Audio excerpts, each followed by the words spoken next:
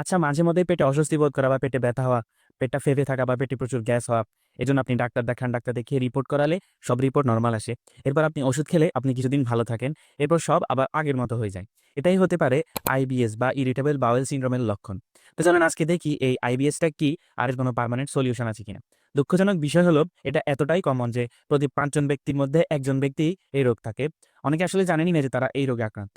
প্রথমে কিছু ট্রিগার বা কারণ কাজ করে এর জন্য। যেমন আপনার জীবনে কখনো ফুড পয়জনিং হলে বা আপনার পেটে কোনোদিন ইনফেকশন হলে কিংবা প্রচন্ড চাপ বা মানসিক দুশ্চিন্তা অথবা নির্দিষ্ট কোনো খাবারে সেনসিটিভ হওয়া কিংবা বেদরকারও এরকম অ্যান্টিবায়োটিকের ব্যবহার। এখানে ছোট করে একটা বিষয় বলি অ্যান্টিবায়োটিকের ব্যাপারে, যে আমরা সামান্য জ্বর, সর্দি, কাশি এসবের জন্য ফার্মেসিতে গেলে দোকানদাররা বা নিজে থেকে আমরা অ্যান্টিবায়োটিকটা কিনে খেয়ে ফেলি। এটা কিন্তু আমাদের বন্ধ করতে হবে এবং পরিবারের সবাইকেও এ ব্যাপারে নিষেধ করতে হবে। কারণ অ্যান্টিবায়োটিকের এরকম র‍্যান্ডম ব্যবহার একটা নীরব মহামারী ডেকে আনছে, যেটা নিয়ে আমরা আরেকদিন বিস্তারিত কথা বলব। তো এই সকল কারণেই আমাদের পেটের মধ্যে কিছু চেঞ্জ আসে। প্রথমত আমাদের এই মস্তিষ্ক আর পেটের মধ্যে যে যোগাযোগ ব্যবস্থাটা, এই যোগাযোগ ব্যবস্থাটা নষ্ট হয়ে যায়।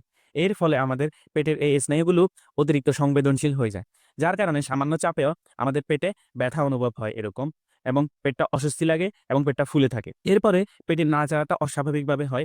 যদি খুব দ্রুত হয় তখন ডায়রিয়া হয়, আর যদি খুব ধীরে হয় তখন কনস্টিপেশন হয়।